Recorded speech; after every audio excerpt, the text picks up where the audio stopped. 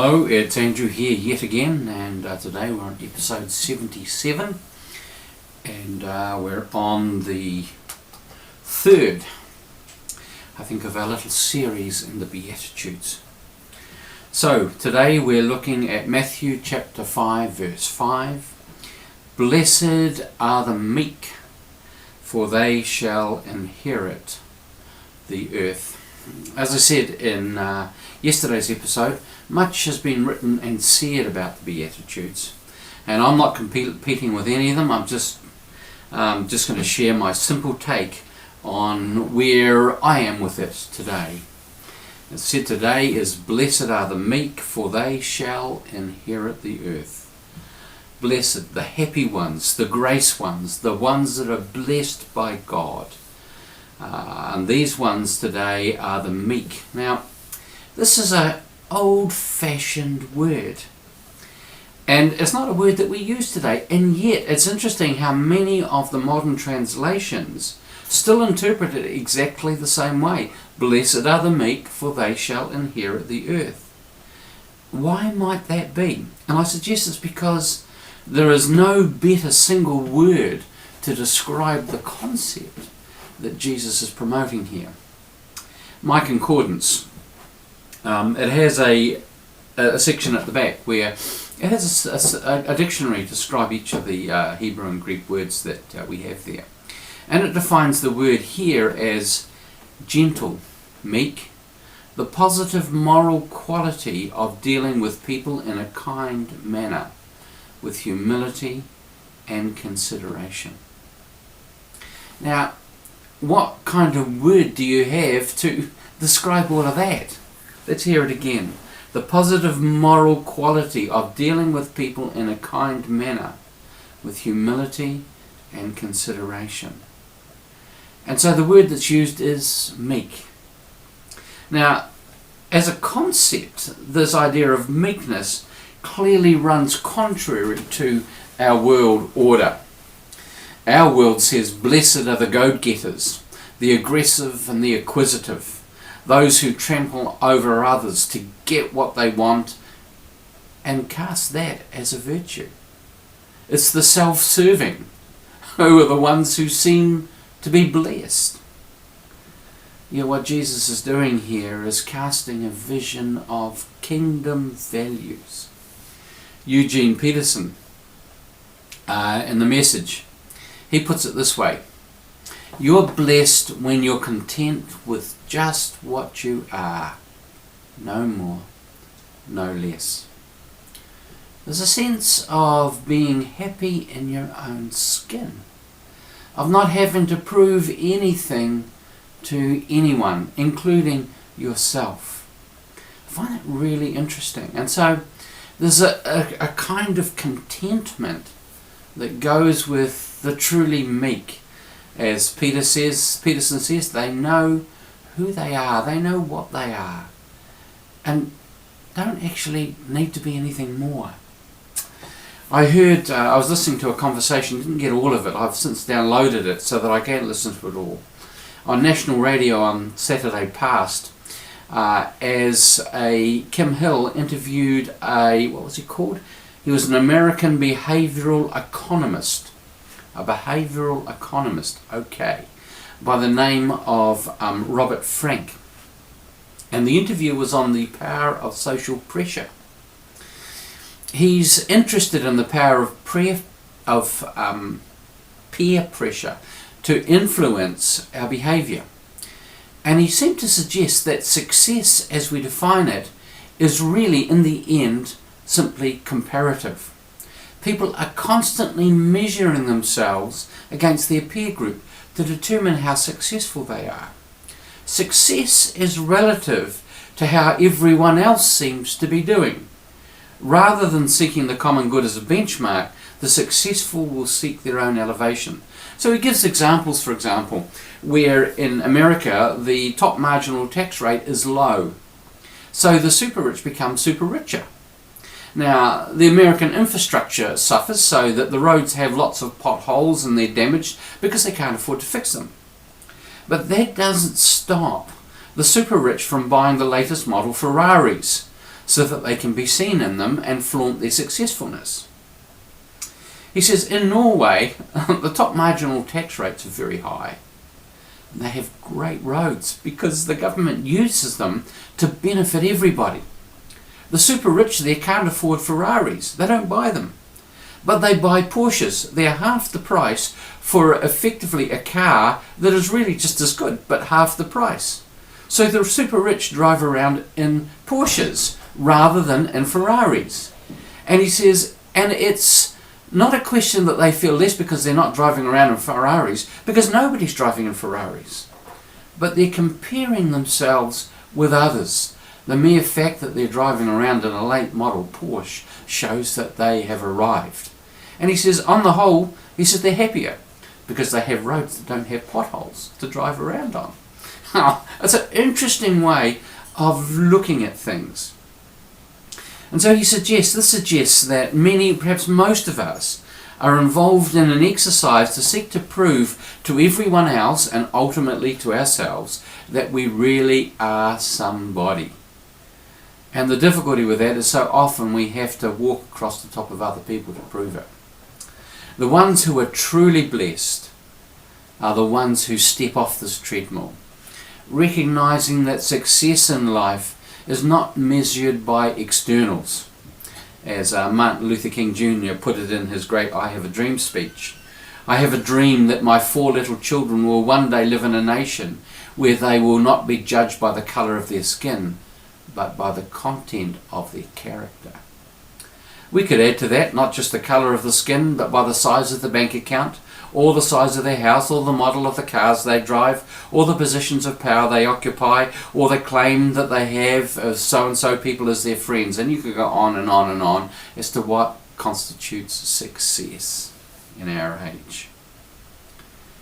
We see that Jesus' kingdom of heaven values are internal ones. They're about who we are and who we're becoming. It's about the content and quality of our souls, our capacity for kindness, for generosity, for consideration, for compassion, for mercy, for justice. And again, we can see Paul echoing this with the fruit of the Spirit in Galatians 6, where the true measure of spirituality is not found in things like our displays of our spiritual giftedness. It's found in displays of love, joy, peace, patience, kindness, goodness, faithfulness, gentleness, self-control. And as I go through that list, it seems to me this sounds like a life that, if those things are being exhibited in us, are become foundational and become core to who we are and to how we are in the world. It sounds like that kind of a life can be described with the single word, meek. So there we are. That's what I suggest to you the meekness is about. I want us to notice, though, that this blessing is future oriented. It's to those who will inherit. Blessed are the meek, for they will inherit the earth.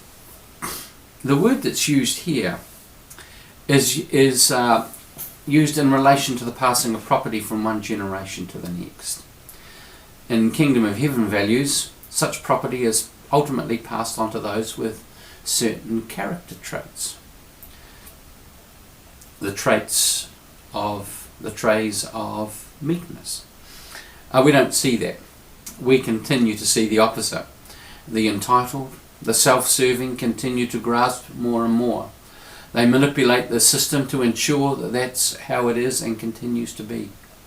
We notice that across the Western world that death duties, where huge estate taxes paid on the death of the property owner, have been largely abolished or considerably reduced in most of our nations. And the same applies to marginal tax rates. I believe in the 60s the top marginal tax rate in the Great Britain was 99 cents in the dollar, or whatever it is in the pound. During the Second World War in the USA it was 92 cents in the dollar. So this meant that out of every dollar you earned, you were paying 92 cents to the government. But this was on the top part of the income. It wasn't on the whole, it was the top part, over a certain threshold, a ridiculous amount of money. Today I understand in the United States it's 37 cents in the dollar. Over a very high threshold you pay 37 cents in the dollar. And yet you'll notice the pressure is always to bring this down, thus shifting the burden from the don't need it's to the have nots. It works well for them because this is the don't need it's, because they invest in the system. They fund the election campaigns of those who will do their bidding. America, as I've often described it, has the best democracy that money can buy. And there are hints of it happening little by little in this country of ours as well. Now this is a long way from the meek inheriting the earth. But they will, ultimately. The kingdom plan is that those with the character for it will be the ones in charge. Those not concerned for their own benefit, but for the well-being of all. How will this happen? Well, I have a suggestion. The root of the word inherit relates to the casting of lots. This is how the will of God was decided in ancient times. You see it through the Old Testament. It's how the land of Israel was divided up between the tribes. It was how the high priest used the breastplate of his garment to determine God's will. It was also how the early apostles decided a replacement for Judas, so that we see Matthias becoming the apostle who replaced Judas after Judas's suicide. Imagine if God again determines who is worthy to administer properly, rather than the rigged system currently in vogue, where those in control ensure that things stay the way that they are. God determining. Another thought came to mind. Another incident is Jonah, as he's on the boat and they are having a terrible time in the storm, the sailors, and so they cast lots and they come to the conclusion that Jonah is the problem, and Jonah agrees he is the problem. He gets thrown into the sea and the seas become calm. And so this is a way in which in those times the will of God was decided. And so it was actually the word for inherit is still, that concept of casting lots is still embedded in the root of that word.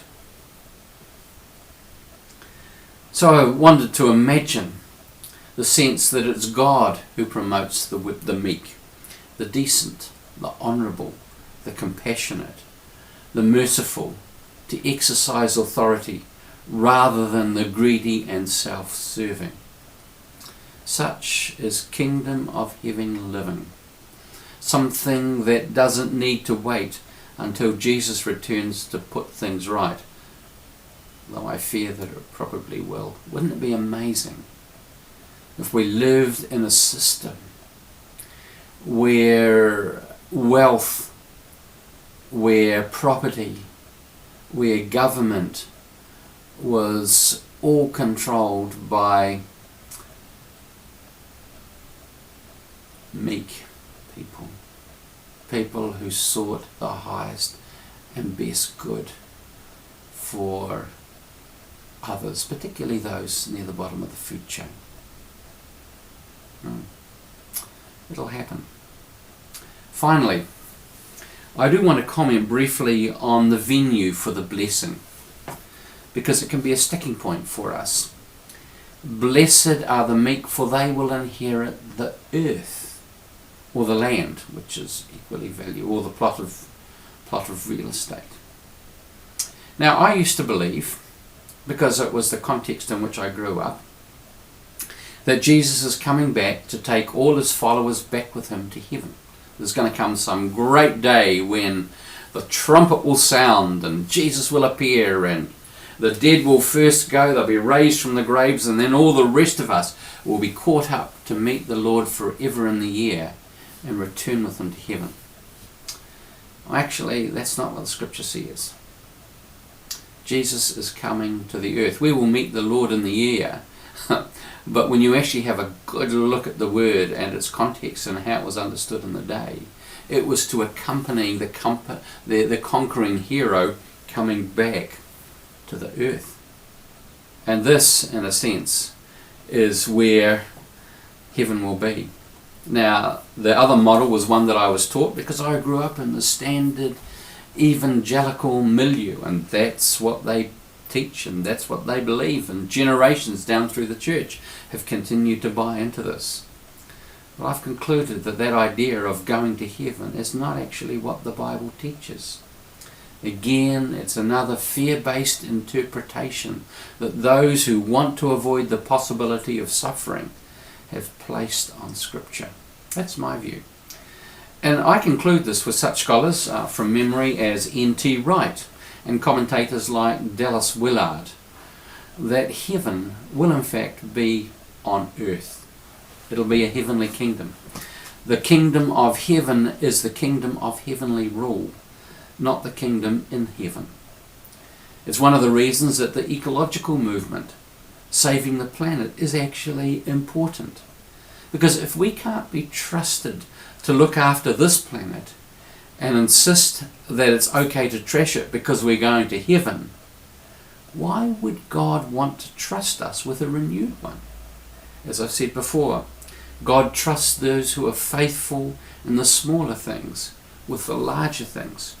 If we show ourselves to have contempt for the planet we're living on, why would He trust us the stewardship of a new one?